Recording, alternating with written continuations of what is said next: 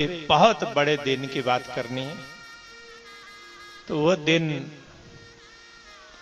अभी थोड़े दिनों पश्चात आने वाला है। वह दिन है अगस्त महीना का 5वां दिन, 5वीं तारीख। तो आपको लगता होगा कि ये क्या है। तो अगस्त महीना के 5वीं तारीख पूरे विश्व के हिंदुओं के लिए बहुत ही गौरव का दिन होगा और बड़े ही महत्वपूर्ण दिन होगा। वह भगवान राम का मंदिर, उसकी अयोध्या में शिलान्यास का कार्यक्रम होगा।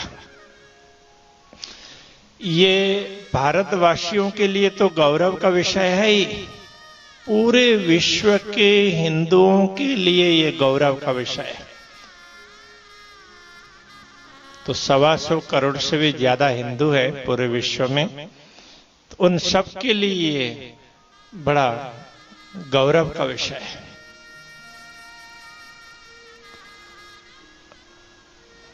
मैं आप सभी से, जो लोग सुन रहे हैं, जो भविष्य में सुनेंगे, उन सब के लिए भी आग्रह करना चाहूंगा कि जैसे दीपावली हम मनाते हैं तो भगवान राम 14 वर्ष वनवास में थे और जैसे अयोध्या लौटते हैं तो उसकी खुशी में दीप जलाते हैं, दीपावली मनाते हैं। तो अभी जो भगवान राम के लिए मंदिर का वहां पर शिलान्यास होने जा रहा है, ये तो भगवान राम लगभग 500 वर्ष से निर्वासित हो रहे थे अपने घर से।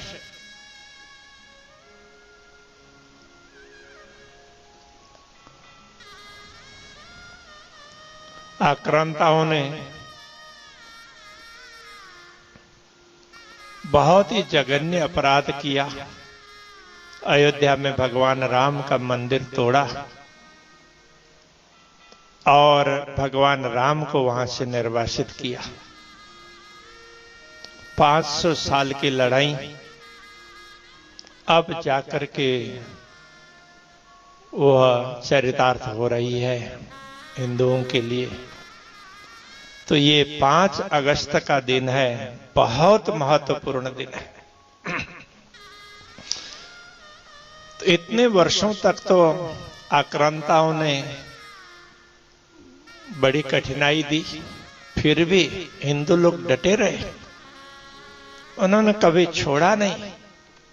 कितने दिनों तक तालाबंदी हुई, कितना कुछ हुआ, फिर भी कभी भी छोड़ा नहीं। दर्शन करना, पूजा पाठ करना, वो हमेशा करते रहे, करते रहे।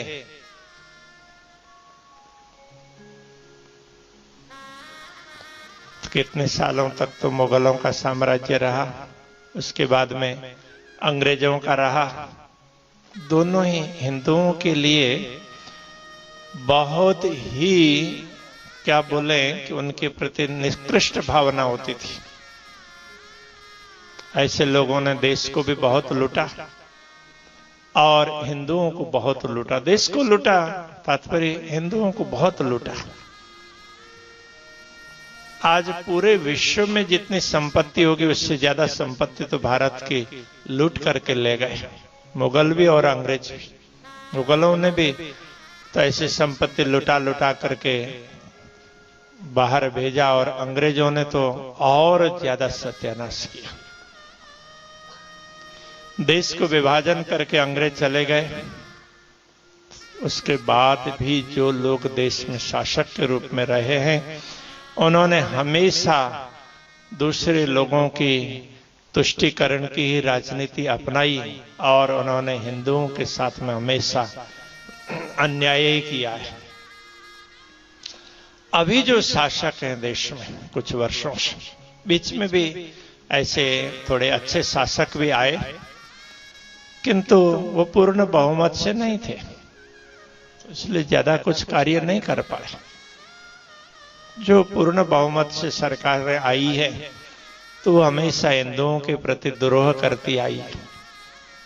अभी सरकार है तो ये दूसरा टर्म चालू हुआ है,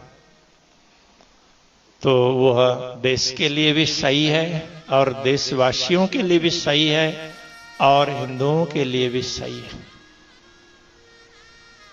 तो उन्होंने इसी 5 अगस्त को गत वर्ष 2019 में भी बहुत बड़ा काम किया था, जो भारत का अंग होते हुए भी कट रहा था, जम्मू कश्मीर। तो संविधान में गलत तरीके से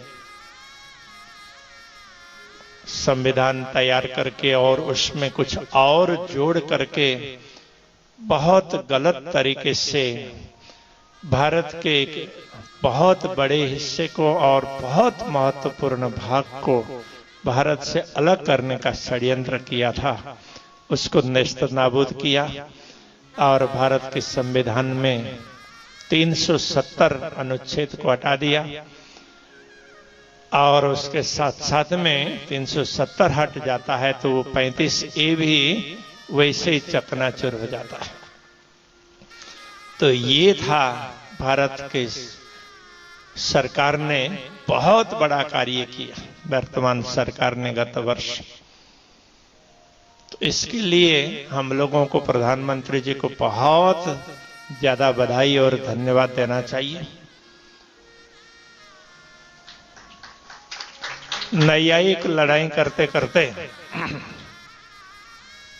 तो गत वर्ष ही नवंबर महीना की 8 तारीख को सुप्रीम कोर्ट ने फैसला दिया और अभी 5 अगस्त को राम मंदिर का शिलान्यास होने जा रहा है।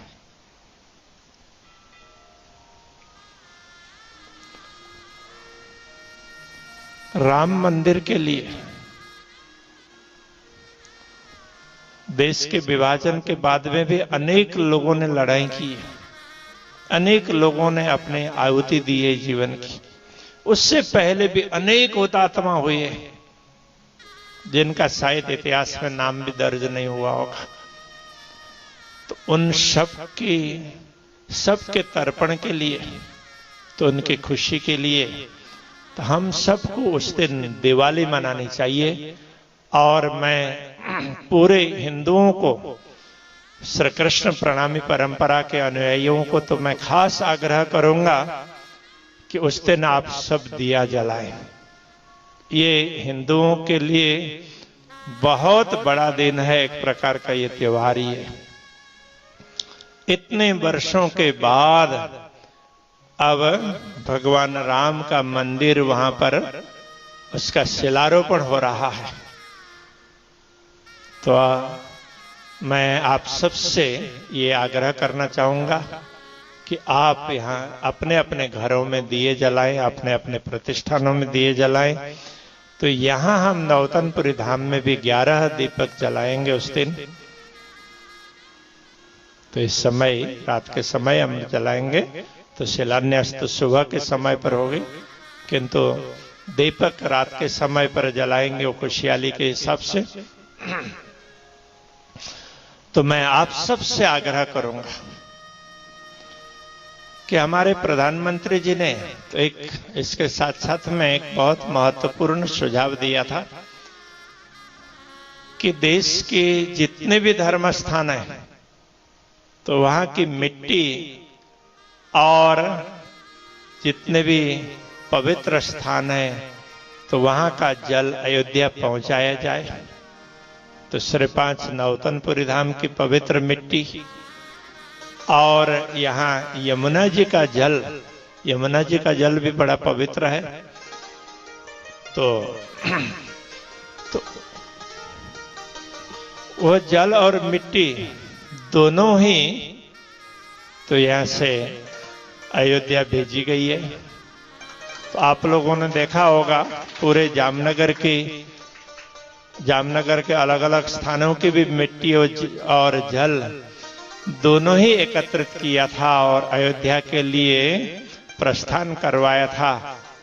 तो उस समय तो हमें भी एक खास कार्यक्रम के रूप में आमंत्रित किया था।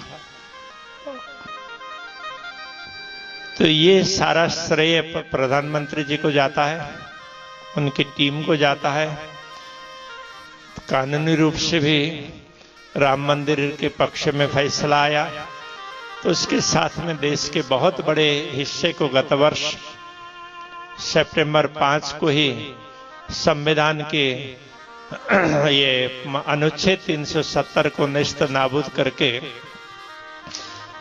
देश के लिए और धर्म के लिए बहुत बड़ा कार्य किया है।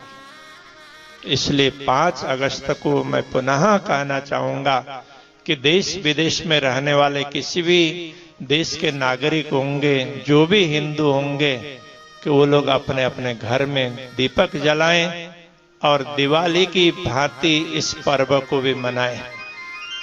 ये बहुत बड़ा पर्व है हिंदुओं के लिए, हिंदू समाज के लिए। भले कोई किसी देश में रहने वाले होंगे, नागरिक तो वो अलग बात है, और हिंदू हैं तो वो सब एक होकर के दीपक जलाएंगे, ये मेरा आग्रह रहेगा। और हम प्रधानमंत्री जी को भी खूब खूब धन्यवाद देंगे। तो इसके संदर्भ में कुछ और भी बातें हैं, हम उनको पत्र लिख करके जो हमारी भावना तो उनके सामने प्रस्तुत करेंगे। तो अभी के प्रसंग को यहीं पर विराम देते हैं। कृष्ण कन्हैया लाल की।